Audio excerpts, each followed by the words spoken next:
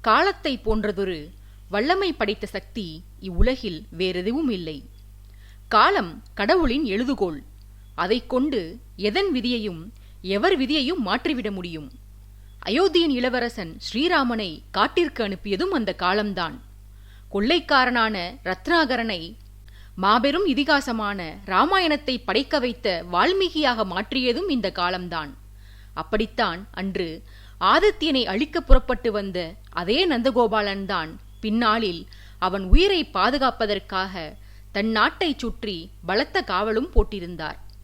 அன்றைக்கு பார்க்கவ நாட்டில் மகாராஜா நந்தன் நிர்மாணித்திருந்த பிரம்மாண்ட அறையில் ஆதித்யன் கொடுத்த தைரியத்துடன் இன்னொரு முறை அறையை சுற்றி பார்த்துவிட்டு அங்கே சந்தேகப்படும்படியான நபர்கள் எவரும் இல்லை என்று அறிந்த பின்னர் தான் கூற வந்த விஷயத்தை உடைத்தார் நந்தகோபாலன். பிரபு, முன்னாள் தளபதி வருணன் தங்களுக்கு துரோகியாக மாறியதை என்னால் ஏற்றுக்கொள்ளவே முடியவில்லை. எது நடக்கக்கூடாதோ அது நடந்திருக்கிறது. சற்று முன் தாங்கள் மெச்சிய இந்த பாதுகாப்பு ஏற்பாடுகள் மற்றவர்களை எண்ணி பயந்து போடப்பட்டதல்ல. அது முழுக்க முழுக்க வருணனுக்கு பயந்து போடப்பட்டதாகும். மற்ற எதிரிகளின் மீது தாங்கள் கருணை காட்ட அவசியமில்லை. எவர் வந்தாலும் எத்தனை பேர் வந்தாலும் தங்களின் வஜ்ர கரங்களினால் அவர்களை மாண்டு போகச் செய்து விடுவீர்கள். ஆனால் வருணன் உங்களை தாக்க வந்தால் அவரை மாய்க்க தாங்கள் எண்ண மாட்டீர்கள். உங்கள் வாள் உங்களை அறியாமல் கை நழுவி கீழே விழுந்துவிடும். எவர் வேண்டுமானாலும் தாக்குவதற்கு வருணனும் சாதாரணமானவர் அல்ல. அவரது வீரத்தை நான் பலமுறை கண்டிருக்கிறேன். இப்போது அவர் உங்கள் எதிரிகளுடன் கூட்டு சேர்ந்திருப்பதையும் அறிவேன். தாங்கள் விருந்தாளியாக வந்திருக்கும் இச்சமயத்தில் உங்களை வீழ்த்துவது எளிது என வருணன் உணர்வார். உங்களது ஒவ்வொரு நகர்வுகளையும் அவர் கண்காணித்துதான் வருவார். ஆகையால் அவரிடமிருந்து உங்களை காக்கத்தான் இந்த ஏற்பாடுகள் அரசே என்று சொல்லி வந்தவர் பிறகு அறையின் சில இடங்களை சுட்டிக்காட்டி, இது மட்டுமல்ல பிரபு, உல்லாச அறையாக ஜொலிக்கும் இந்த பிரம்மாண்ட அறைக்குள் பல ரகசிய வழிகளும் உள்ளன. ஒருவேளை வாயிலில் இருக்கும் அத்தனை காவலர்களையும் மாய்த்து என்னையும் மாய்த்து எதிரி தங்கள் அறையை நெருங்கினாலும் தங்களால் சண்டையிட முடியாத சூழலில் எதிரியின் கவனத்தை திசை திருப்பி இந்த வாயில்களின் வழியாக தாங்கள் தப்பிச் செல்லலாம் என்று மன்னர் விளக்கி வந்தார். அச்சமயம் ஆதித்யன் குறுக்கிட்டு, புறமுதுகிட்டு ஓடும் கோழை என்று என்னை எண்ணிவிட்டீர்களா மகாராஜா? அதுவும் வருணனுக்கு பயந்து. அவனுக்கு வீரத்தை போதித்ததே நான்தான். மற்றவரின் பார்வைக்கு வேண்டுமானால் அவன் வீரனாகத் தெரியலாம். ஆனால் என்னை பொறுத்தவரையில் அவன் ஒரு கத்துக்குட்டிதான். என்னிடம் வளர்ந்தவனைக் கண்டு நான் அஞ்சி ஓட வேண்டுமா என்ன? இப்படி அனைவருமே அவன் வீரத்தை மட்டுமே எண்ணி அச்சம் கொள்கிறீர்களே, ஏன் என் வீரத்தை எவரும் கருத்தில் கொள்வதில்லை? சண்டை நடந்தால் நான் அவனிடம் தோற்றுவிடுவேன் என்றே கருதிவிட்டீர்களா? என்னை விட பெரிய வீரனா அவன் என்று சற்று காட்டமாகவே கேட்டான். இக்கேள்வியினால் பார்க்கவ மன்னர் அதிர்ந்து போவார் என்று எண்ணியிருந்தான் ஆதித்யன். ஆனால் அவரோ சற்றும் சலனப்படவில்லை. மாறாக புன்சிரிப்போடு, அவர் முன்பு உண்மையில் தாங்கள் கோழைதான் பிரபு என்று ஆரம்பித்தார். இதை கேட்ட ஆதித்யனுக்கு இரத்தம் கொதித்தது. எரிக்கும் விழிகளுடன் மன்னரை அவன் முறைத்துக் கொண்டிருக்க நந்தகோபாலன் தொடர்ந்தார். என் மகன்களுக்கு அவர்களது பாலகப் பருவத்தில் நான் சண்டை பயிற்சி அளித்திருக்கிறேன் பிரபு. அப்போதெல்லாம் அட்டை கத்தியில் அவர்களுடன் சண்டையிடும்போது பிள்ளைகளின் மனமகிழ்ச்சிக்காக அவர்களிடம் தோற்றுவிட்டது போன்று நான் நடிப்பேன்.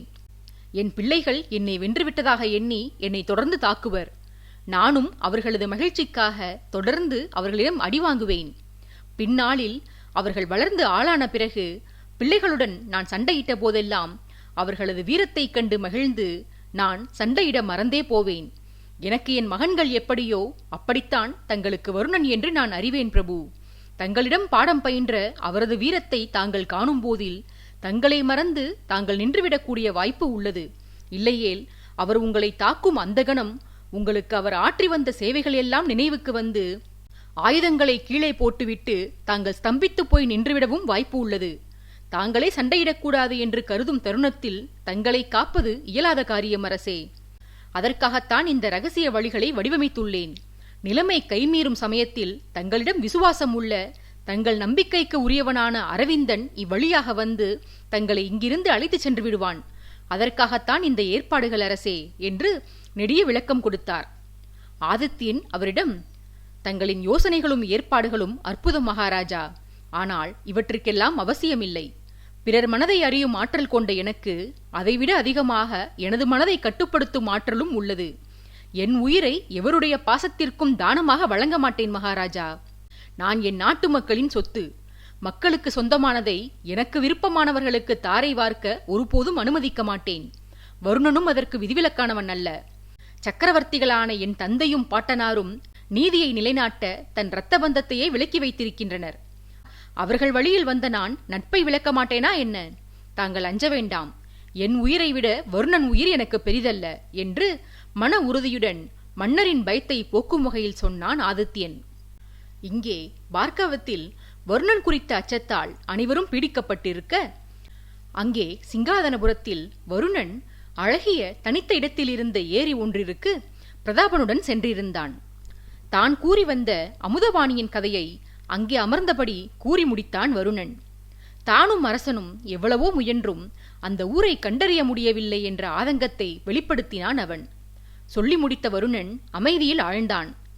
அரசனை பிரிந்த சோகம்தான் வருணனின் அமைதிக்கு காரணம் என்று எண்ணிக்கொண்டு அமைதி காத்தான் பிரதாபன். தானும் அமைதி காத்து ஏரி நீரையே உற்று கவனித்துக் கொண்டிருந்தான் பிரதாபன். தளபதியின் அமைதி சில கணங்களுக்கு பிறகே வருணனின் அறிவுக்கு எட்ட அருகில் அமர்ந்திருந்தவனை திரும்பி பார்த்தான் வருணன். பிரதாபன் பார்த்த திசையே தானும் உற்று நோக்கிய வருணன் அங்கே சிறு சிறு மூங்கில் களிகள் நீரில் மிதப்பதைக் கண்டு அதிர்ச்சியுற்றான். அடுத்த கணம் அவனையும் அறியாமல் அருகிலிருந்த தன் வாளை பற்றினான். வருணன் அந்த மூங்கில் களிகளை கவனித்ததை தானும் கண்டு கொண்ட பிரதாபன் பின்பு இளையவனை பார்த்து மிக மெல்லிய குரலில், தம்பி, இங்கே நீருக்குள் சிலர் ஒளிந்திருக்கின்றனர். சாதாரணமாக மூங்கில் களிகள் நீருக்குள் படுக்கை வசமாகவே மிதக்கும். ஆனால் அப்படியில்லாமல் இந்த களிகள் நேர்க்குத்தாக இருப்பதைக் கண்டால் யாரோ நீருக்குள் ஒளிந்து கொண்டு இந்த களிகளை சுவாசிப்பதற்கு உபயோகித்து வருகிறார்கள் என்று தெரிகிறது. நான் இவர்கள் மீது கவனம் வைத்துக் கொள்கிறேன். நீதான் எப்போதும் உன் குதிரையில் தயாராக கயிறு வைத்திருப்பாயே, உன் குதிரைக்கு சென்று விரைந்து அதை எடுத்து வா என்று கூறினான். வருணனும் அவ்வாறே செய்ய பிரதாபன் தாக்குதலுக்கு தயாரானான். குதிரையிடம் சென்ற வருணன் அங்கிருந்து கயிற்றுடன் சேர்த்து கவனையும் எடுத்து வந்தான். வருணன் கையில் கவனை பார்த்த பிரதாபன் ஆச்சரியமடைந்து, அது எதற்காக என்று ஆச்சரியத்தோடு சைகையிலேயே கேட்டான். வருணன் சொல்கிறேன் என்று கஞ்சாடையிலேயே பதிலளித்தான். பின்பு ஏரியை நோக்கியவாறே உரத்த குரலில், அண்ணா, கதை பேசியது போதும். இனி நம் வேட்டையை துவங்குவோமா? முதலில் எங்கிருந்து வேட்டையை ஆரம்பிப்போம் அண்ணா? இந்த ஏரியை சுற்றி 3 புறங்களிலும் அடர்ந்த காடு தென்படுகிறது. அங்கே கேட்கும் ஒலிகளை பார்த்தால் கொடூர மிருகங்கள் பல உள்ளே இருப்பதாக தோன்றுகிறது. அதுவுமின்றி அந்த மரங்களின் அடர்த்தியை பார்த்தால் மனிதன் உள்ளே நுழைவதே சிரமம் என்று தோன்றுகிறதே என்று பிரதாபனிடம் கூறினான். வருணன் ஏதோ விளையாட்டை ஆரம்பித்திருக்கிறான் என்று உணர்ந்து கொண்ட பிரதாபன் தானும் சத்தமாக இளையவனிடம், வருணா, நீ தெரிந்து சொன்னாயோ தெரியாமல் சொன்னாயோ, உண்மையில் இந்த கானகத்தில் நுழைந்தால் கண்களை கூட திறக்க முடியாது. ஏனெனில் மரங்களும் செடி கொடிகளும் அங்கு அத்தனை அடர்த்தியாக இருக்கும். கண்ணை திறந்தால் வண்டுகள் கண்கள் காதுகள் மூக்கின் வழியாக உள்நுழைந்து உடலின் எந்த துவாரம் வழியாக வேண்டுமானாலும் வெளியேறலாம். கொடி என்று நம்பி எதிலாவது கை வைத்தால் அது நிச்சயம் சர்ப்பமாகத்தான் இருக்கும். செடி என்று நம்பி கை வைத்தால் அது ஆளையே விழுங்கும் அபாயமாக இருக்கக்கூடும். அது மட்டுமில்லை வருணா, இந்த காட்டிற்குள் நுழைந்தால் உயிர் மட்டும் போகாது, இறுதி காரியம் செய்வதற்கு உடல் கூட கிடைக்காது. வெறும் எலும்புக்கூடு மட்டுமே கிடைக்கும். வண்டுகள் உடலின் சதைக்கூறுகளை பீத்து தின்றுவிடும்.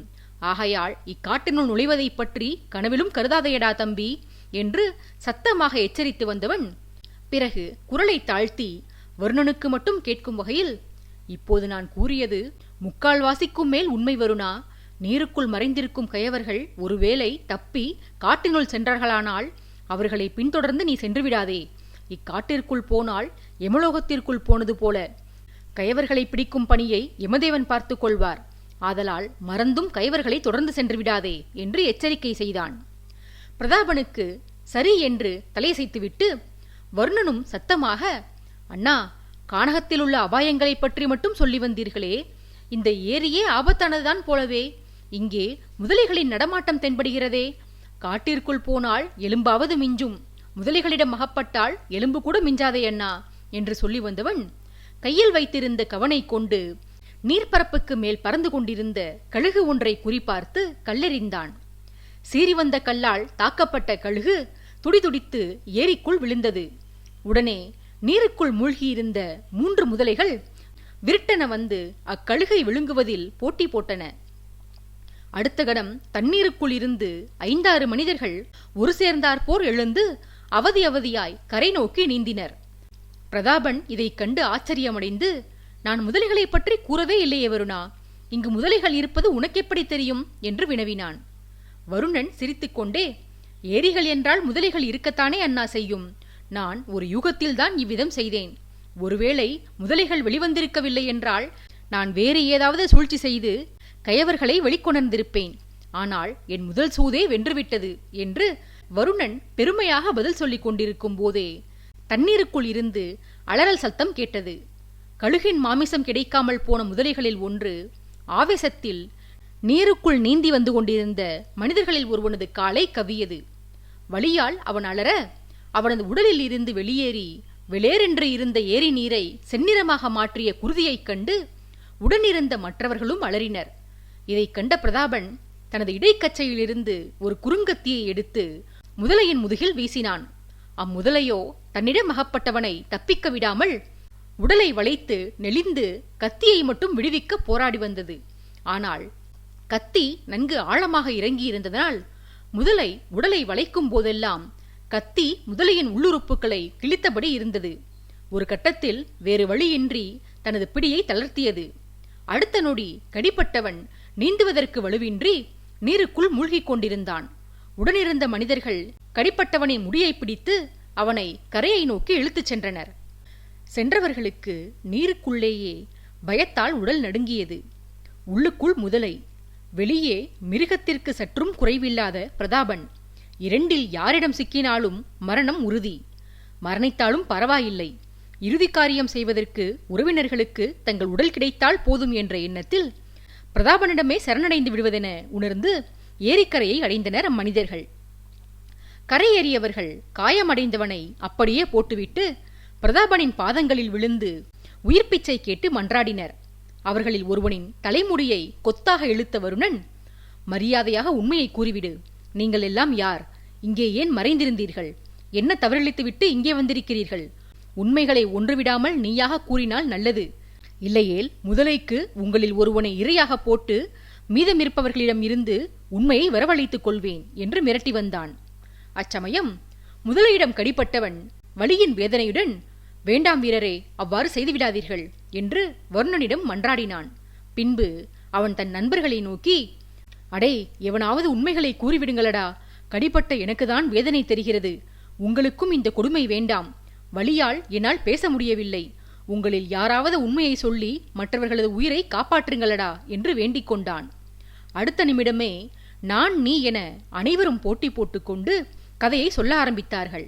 பிரதாபன் மற்றவர்களை வாயை மூடச் சொல்லி சைகை செய்துவிட்டு வருணனிடம் அகப்பட்டிருந்தவனை பேசுமாறு கட்டளையிட்டான்.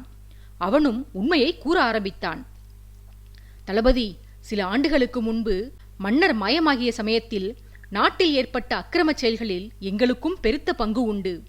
மன்னரை மாய்ப்பதில் முதலமைச்சருக்கு துணை போன மந்திரிமார்களின் நெருங்கிய உறவினர்கள், நண்பர்கள் நாங்கள். மன்னர் மீண்டு வந்த பிறகு நாட்டில் நீங்கள் நடத்திய மனித வேட்டையை பற்றி அறிந்து கொண்டு இங்கிருந்து தப்பிவிட்டோம். எங்கெங்கோ ஓடிச் சென்று தலைமறைவாக இருந்து வந்தோம். நாடு முழுவதும் கயவர்களை களையெடுக்கும் பணி தொடர்ந்தது. தேடப்படும் குற்றவாளிகளின் பட்டியலில் எங்கள் பெயர்கள் உருவ ஓவியங்களோடு இடம்பெற்றிருந்தது. ஆகையால் எங்களால் நெடுநாட்களுக்கு ஒரே இடத்தில் தங்கியிருக்க முடியவில்லை. நாங்கள் எங்கள் குடும்பத்தினரை சந்தித்து பல ஆண்டுகள் ஆகிறது. எங்கள் உறவினர்களை சந்திக்க பல வழிகளிலும் முயன்றோம். ஆனால் உங்களது ஆட்கள் எங்கள் உறவினர்களுக்கே தெரியாமல் மாறுவேடத்தில் அவர்களை கண்காணித்து வருவதை உணர்ந்தோம். எங்கள் மனைவி பிள்ளைகள் எங்களை தேடி ஊர் ஊராக அலைந்தபடி இருந்தனர்.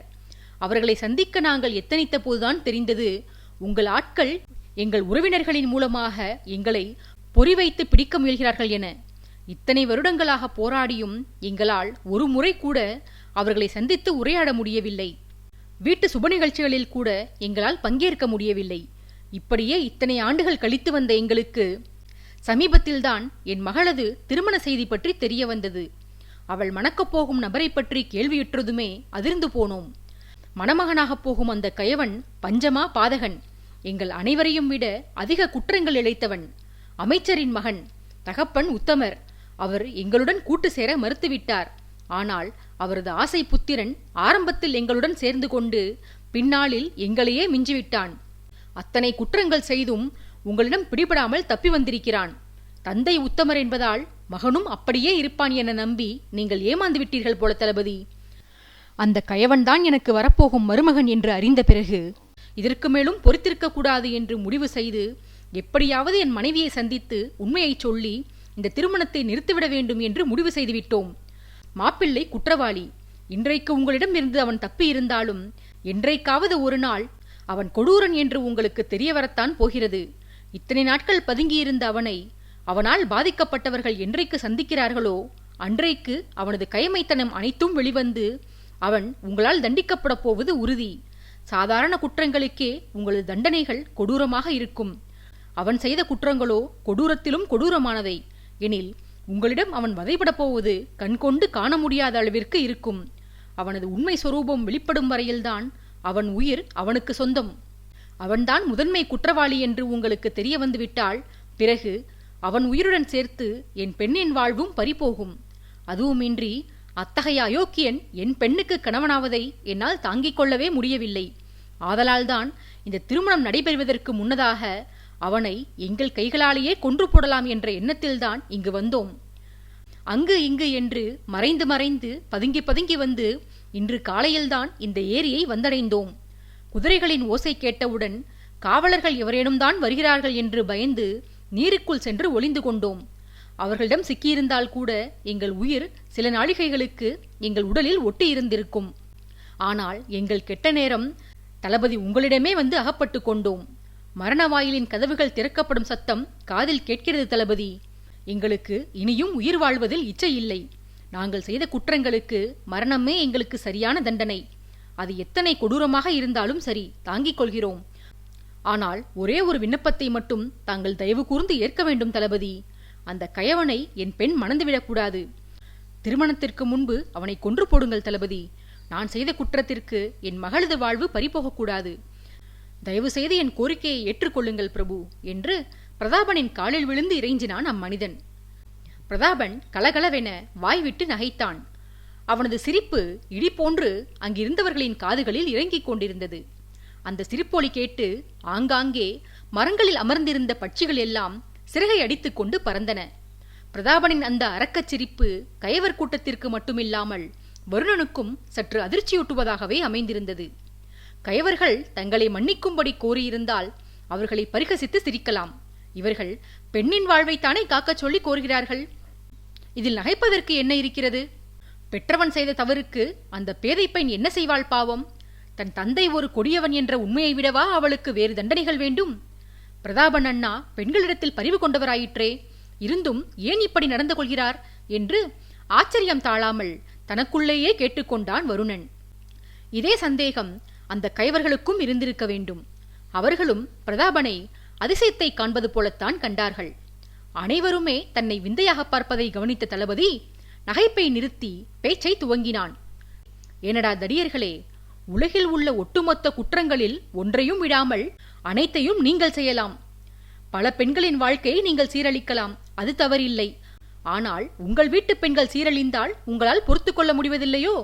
வலியும் வேதனையும் உங்கள் பெண்களுக்கு மட்டும்தான் உள்ளனவா என்ன? துஷ்டர்களே, பல நாள் திருடன் ஒரு நாள் அகப்பட்டுதான் தீர வேண்டுமடா. எத்தனை காலம்தான் ஓடி ஒளிவீர்கள்? உங்களுடன் கண்ணாமூச்சி ஆட்டமாட எனக்கு விருப்பமில்லை. அதனால் உங்களை கையும் களவுமாக பிடித்து விடுவதென முடிவு செய்து கட்டுக்கதையை அவிழ்த்து விட்டேன். என் திட்டம் பலித்துவிட்டது என்று கூறி வந்தவன் கைகளை 4 முறை தட்ட அங்கு புதர்களில் மறைந்திருந்த 4-5 ஆட்கள் ஓடி வந்து கயவர்கள் தப்பிவிடாதபடி அவர்களை இறுக்கமாக பிடித்துக் கொண்டனர். பிரதாபன் பேச ஆரம்பித்த பிறகு அருகில் இருந்த வருணன் கயவர்களிடத்திலேயே கவனமாக இருந்து வந்தான். அவர்களில் யாரும் தளபதியை தாக்கிவிடக் கூடாதென அவர்கள் மீதிருந்து பார்வையை அகற்றாமல் இருந்தான். ஆனால் திட்டம் பற்றி பிரதாபன் சொன்ன பிறகும் அதைத் தொடர்ந்து 4-5 பேர் ஓடி வரவும் மறுபடியும் ஆச்சரியத்தால் ஆட்கொள்ளப்பட்டு வருணன் பிரதாபன் மீது பார்வையை செலுத்தி இமைகள் மூடக்கூட மறந்து அவனையே வெறிக்க வெறிக்க பார்த்தபடி நின்றான். தன்னை வருணன் நோக்குவதை கடைக்கண்களால் கண்டுணர்ந்து விட்ட பிரதாபன் முகத்தில் புன்னகை அரும்ப வருணன் புறமாக திரும்பி, என்னை மன்னித்து விடடா தம்பி, உன் அரசனைப் போல நானும் உன்னை ஏமாற்றிவிட்டேன்.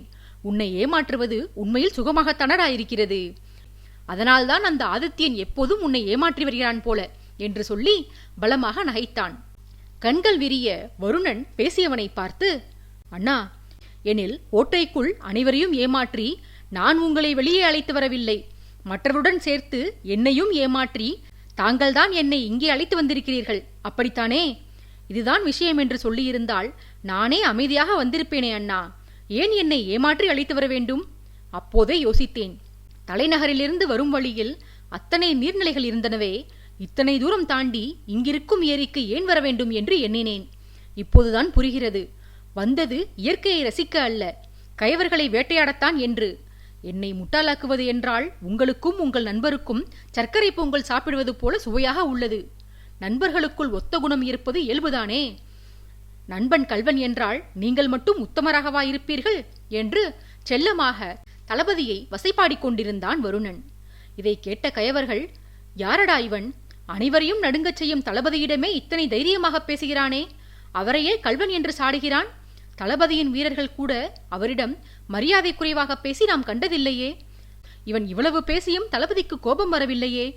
தளபதிக்குள் எப்படி இத்தனை மாற்றம் என்று அதிசயித்துக் கொண்டிருந்தார்கள். வருணன் தொடர்ந்தான், நான் ஏமாளியாகவே இருந்துவிட்டு போகிறேன் அண்ணா, பரவாயில்லை. கயவர்கள் அவர்களது கதையை கூறிவிட்டார்கள். இப்போது கள்வர் நீங்கள் உங்கள் கதையை கூறுங்கள். இவர்களை இங்கே வரச் செய்ய என்ன நாடகம் நடத்தினீர்கள் என்று கோபம் கொண்டவன் போல காட்டமாக கேட்டான். கேட்டவனின் முதுகில் செல்லமாக தட்டி கொடுத்த பிரதாபன், கோபித்துக் கொள்ளாதேடா தம்பி. நீ என்னதான் வளர்ந்தாலும், மீசையும் தாடியும் முகத்தில் புதர் போல் மண்டு இருந்தாலும், திருமணம் செய்து கொண்டு ஒரு பிள்ளைக்கு தகப்பனாயிருந்தாலும் என் கண்களுக்கு இன்னும் நீ சிறு பாலகனாகவே படுகிறாயடா. அன்றைக்கு நான் உன் அரசனுடன் அளவலாவுவதை அசூயையுடன் முறைத்துக் கொண்டிருந்த அந்த சிறுவன் வருணனாகவே என் மனது உன்னை இப்போதும் எண்ணுகிறது. அப்போது உன்னை சீண்டி விளையாட எனக்கு ஆசை இருந்தது. ஆனால் அதற்கு நேரம் போதவில்லை. ஆகையால்தான் இப்போது உன்னை சீண்டி பார்க்கிறேன். ஏனோ நீ கோபம் கொள்ளும் போது எனக்கு மகிழ்ச்சி உண்டாகிறது. இதனால்தானோ என்னவோ உன் அரசன் அடிக்கடி உன்னை சீண்டி விளையாடுகிறான் என்று சொல்லி நகைத்தான். ஏமாந்து போனதை ஒப்புக்கொண்டதற்கு அடையாளமாக வருணனும் வெட்கத்துடன் சிரித்தான். கயவர்களை பொறிவைத்து பிடித்த கதையை பிரதாபன் தொடர்ந்தான். கயவர்களை நோக்கிய அவன், மூடர்களே, முதலில் ஒரு விஷயத்தை சொல்லிவிடுகிறேன். இதை சொன்னால்தான் உங்களுக்கு நிம்மதி ஏற்படும். திருமணம் நடக்கப் போவது உண்மைதான். ஆனால் மாப்பிள்ளை நீங்கள் எண்ணிய அந்த அயோக்கியன் அல்ல. மணமகன் எனது படைவீரர்களில் ஒருவன். எனது அன்புக்கும் நம்பிக்கைக்கும் பாத்திரமானவன். எல்லாவற்றையும் விட அவன் அதி உத்தமன், உங்களைப் போல அல்ல. சற்று முன்பு ஒருவனை கொல்லச் சொன்னீர்களே, அவன் உயிரோடு இருந்தால்தானே அவனை கொல்ல முடியும். என்றைக்கோ என் கையில் அவன் இன்னுயிரை துறந்துவிட்டான்.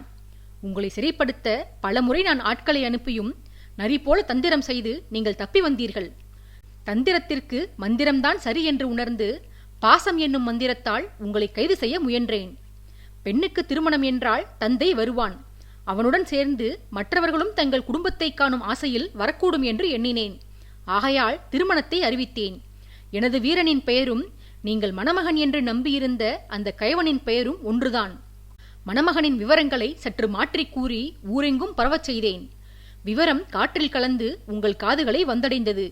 நீங்கள் தலைநகரின் எல்லைக்குள் நுழைந்த செய்தியும் கூடவே நீங்கள் மறைந்திருக்கும் இவ்விடம் பற்றிய செய்தியும் உங்களை இப்போது பிடித்து வைத்திருக்கும் என் ஒற்றர்கள் மூலமாக இன்று காலையிலேயே எனக்கு வந்துவிட்டது.